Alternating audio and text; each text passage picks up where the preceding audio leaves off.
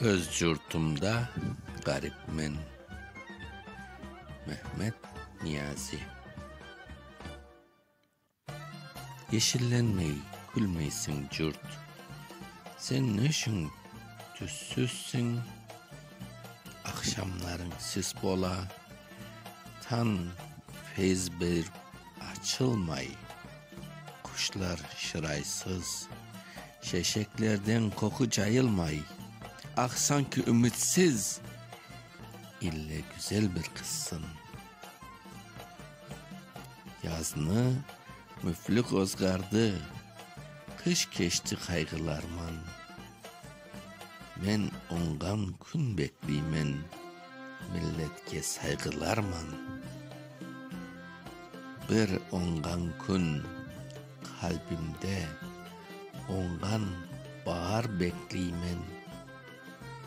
Er tüşte, er örnekte açsın dimen şeşekler. Yeşillensin şimenler. Jol, tav, şayır, terekler. Kuşlar ötsün, sular aksın.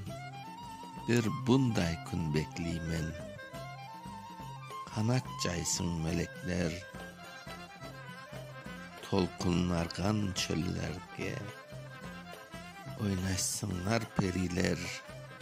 Özenlerde, göllerde. Uçmağımız yeşil cürt, bayrağımız çıksız kok. Bolsun dimen üstünde, elem körmey zevk kursak.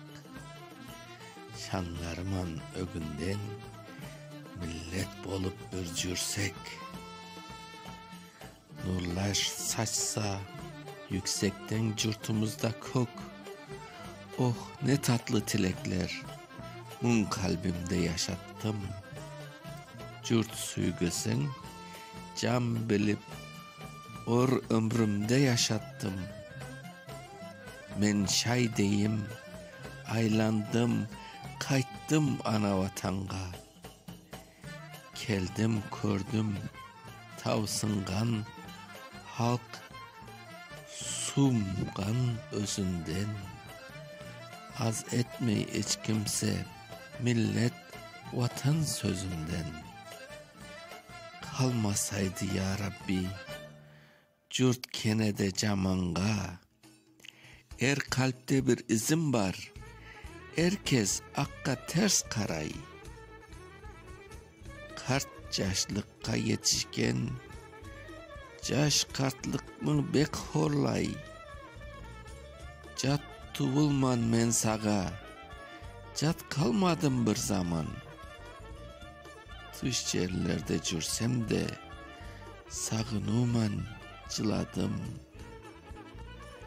Köpten dedim. Hayalifi cırlarman karşıladım. Çıldıragan ümitnen taptım. Tısta dost tuğan. Öz yurdumda garipman. Öz halkımda kimsesiz. Açıl biraz yeşil yurt. Açıl biraz güzel kız. Okuyan Mustafa Şansal.